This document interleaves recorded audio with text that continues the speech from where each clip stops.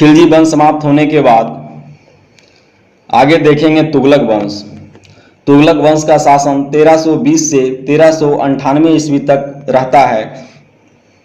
कहा गया है कि 5 सितंबर 1320 ईस्वी को खुसरो खां को पराजित करके गाजी मलिक या तुगलक गाजी गयासुद्दीन तुगलक के नाम से 8 सितंबर 1320 ईस्वी को दिल्ली के सिंहासन पर बैठा। गयासुद्दीन ने अलाउद्दीन के समय में लिए गए अमीरों की भूमि को पुनः लौटा दिया। मोहम्मद बिन तुगलक द्वारा क्रियान्वित क्रमशः 4 योजनाएं थी जो महत्वपूर्ण थी। पहला योजना द्वाब क्षेत्र में कर वृद्धि जो 1326 से 1327 ईस्वी के बीच में लागू किया गया था। राजधानी परिवर्तन 1326 से 1327 के बीच में किया जाता है राजधानी परिवर्तन।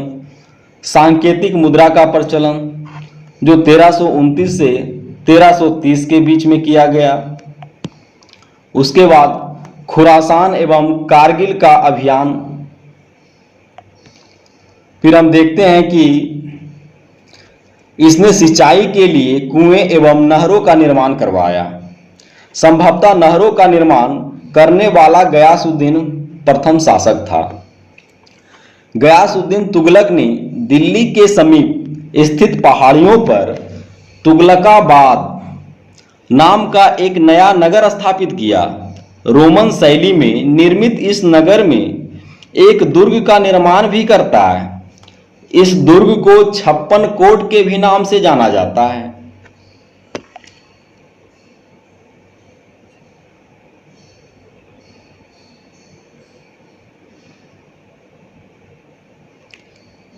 आगे देखते हैं कि गयासउद्दीन तुगलक की मृत्यु 1325 ईस्वी में बंगाल के अभियान से लौटते समय जूना खां द्वारा निर्मित लकड़ी के महल में दबकर हो गई।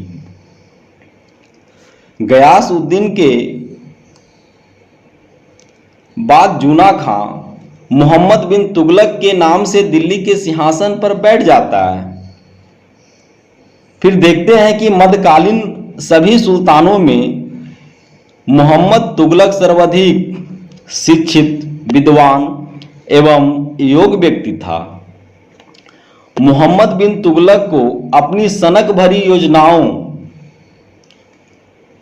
क्रूर कृत्यों एवं दूसरे के सुख दुख के प्रति उपेक्षा भाव रखने के कारण इसको स्वप्नशील, पागल, रक्त पिपासु भी कहा गया है।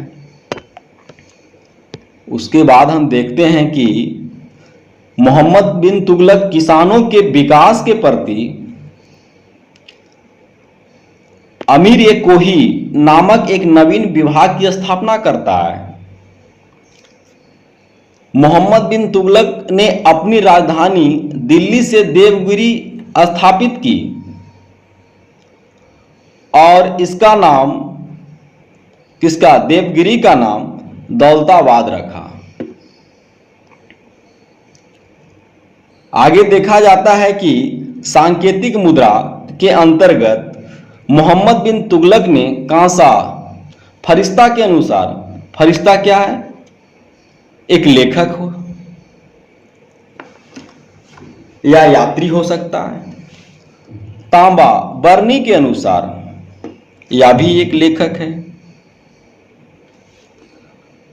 धातुओं के सिक्के चलवाए जिनका मूल्य चांदी के टंका के बराबर होता था। एडवर्ड थॉमस ने मोहम्मद बिन तुगलक को प्रिंस ऑफ मनी अर्थ की संज्ञा दी। आगे देखते हैं कि अफ्रीकी मोरक्को की निवासी एक है, यात्री है। अफ्रीकी यात्री जो मोरक्को के निवासी हैं, उसका नाम इब्न बतूता है, जो लगभग 1333 ईस्वी में भारत आया। सुल्तान ने इसे दिल्ली का काजी नियुक्त किया। 1342 ईस्वी में सुल्तान ने इसे अपने राजदूत के रूप में चीन भेजा। कहाँ भेजा? चीन भेजा। इब्न बतूता की पुस्तक रहला में मोहम्मद तुगलक के समय की घटनाओं का वर्णन है। इसने अपनी पुस्तक में विदेशी व्यापारियों के आवागमन, डाक चौकियों की स्थापना यानी डाक व्यवस्था एवं गुप्तचर व्यवस्था के बारे में लिखा है। कहा गया है कि मोहम्मद तुगलक ने जिन प्रभासुर नामक जैन साधु के साथ विचार विमर्श किया था,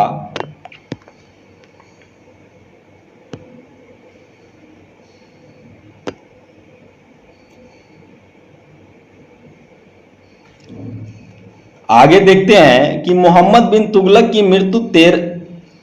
की मृत्यु 20 मार्च 1391 ईस्वी में हो गई और वह भी सिंध जाते समय थट्टा के निकट गोडाला में हो गई। कहा गया है कि मोहम्मद बिन तुगलक की मृत्यु जो 20 मार्च 1351 ईस्वी में हुई, वह सिंध जाते के समय थट्टा के निकट गोडाल में हो गई। मोहम्मद बिन तुगलक के शासनकाल में दक्षिण में हरिहर एवं बुक्का नामक दो भाइयों ने 1336 ईस्वी में स्वतंत्र राज्य विजयनगर की स्थापना की। हरिहर एवं बुक्का के बारे में कहा गया है कि इन्होंने स्वतंत्र राज्य की स्थापना की विजयनगर को। महाराष्ट्र में अलाउद्दीन बहमन शाह ने 1347 ईस्वी में स्वतंत्र बहमनी राज्य की स्थापना की।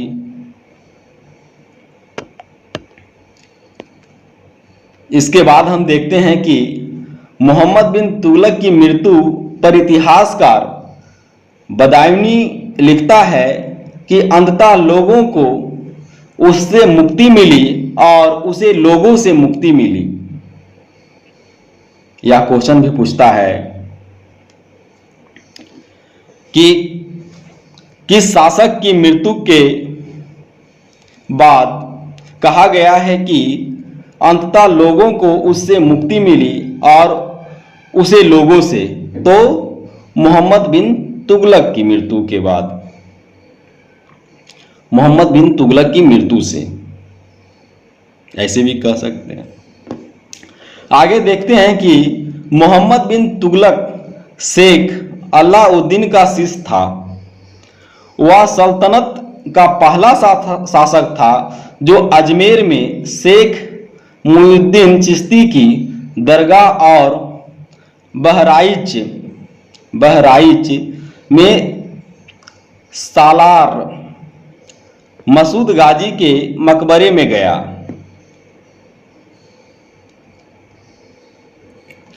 मोहम्मद बिन तुगलक ने बदायूं में मीरन मुलहिम, दिल्ली में शेख निजामुद्दीन औलिया, मुल्तान में शेख रुकनुद्दीन,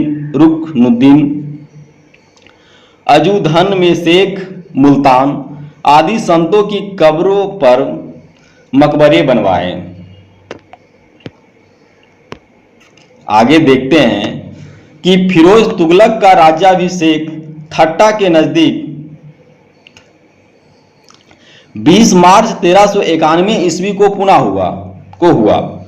पुनः फिरोज का राज्याभिषेक दिल्ली में अगस्त 1351 को हुआ। खलीफा द्वारा इसे कासिम अमीर उल मोममीन की उपाधि दी गई। राजस्व व्यवस्था के अंतर्गत फिरोज ने अपने शासनकाल में 24 कष्टदायक करों को समाप्त कर केवल 4 कर खराज जो लगान वसूला जाता था। खुमस युद्ध में लूटपाट का माल, जजिया एवं जकात को वसूल करने का आदेश दिया। फिर देखते हैं कि फिरोज तुगलक ब्राह्मणों पर जजिया लागू करने वाला पहला मुसलमान शासक था। ब्राह्मणों पर जजिया कर लागू करने वाला पहला शासक किसे कहा गया? फिरोज तुगलक को। फिरोज तुगलक ने एक नया कर, सिंचाई कर भी लगाया जो उपज का 1/10वां भाग था। फिरोज तुगलक ने 5 बड़ी नहरों का भी निर्माण करवाता है। उसके बाद हम देखते हैं कि फिरोज तुगलक ने 300 नए नगरों की स्थापना की। इनमें हिसार, फिरोजाबाद जो दिल्ली में स्थित है, फतेहाबाद, जौनपुर,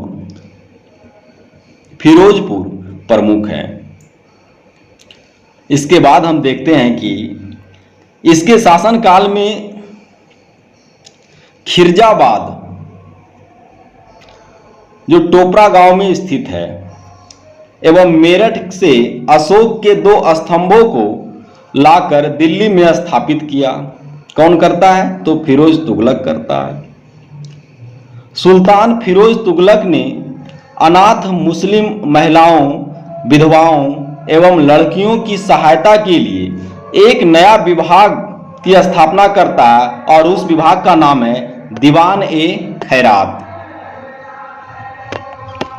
दूसरा है सल्तनत कालीन सुल्तानों के शासनकाल में सबसे अधिक दासों की संख्या फिरोज तुगलक के समय थी, करीब 1,80,000 के लगभग।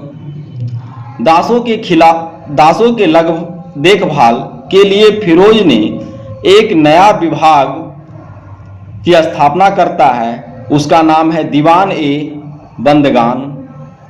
इसने सैन्य पदों को वंशानुगत बना दिया। इसने अपनी आत्मकथा फतुहात ए फिरोज शाही की रचना की। इसने जियाउद्दीन बर्नी एवं शम्स ए सिराज अफीफ को अपना संरक्षण प्रदान किया। इसने ज्वालामुखी मंदिर के पुस्तकालय से लूटे गए 13,000 ग्रंथों में से कुछ को फारसी में विद्वान अप्पाउद्दीन द्वारा दलायते फिरोज शाही नाम से अनुवाद करवाया। इसने चांदी एवं तांबे के मिश्रण से निर्मित सिक्के भारी संख्या में जारी करवाए, जिसे अद्धा एवं बीक कहा जाता था।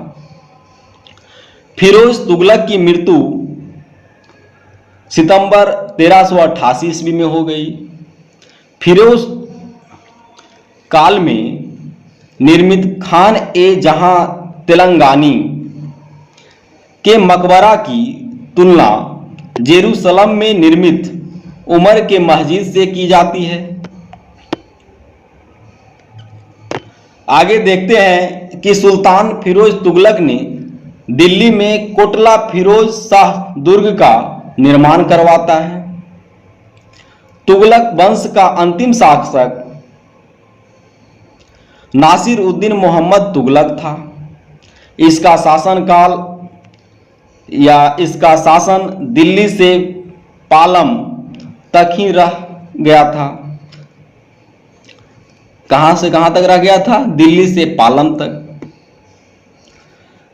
तैमूर लंग ने सुल्तान नासिर उद्दीन महमूद तुगलक के समय 1398 ईस्वी में दिल्ली पर आक्रमण कर देता है। कौन? तैमूर लंग। नासिर उद्दीन के समय में ही मलिक कुसर्क पूर्वाधिपति जिसे कहा गया है, मलिक कुसर्क की उपाधि धारण कर एक हिजड़ा मलिक सरवर ने जौनपुर, कहाँ, जौनपुर में एक स्वतंत्र राज्य की स्थापना की। उसके बाद हम सैयद वंश के बारे में जानेंगे। आज तक यही समाप्त किया जाता है।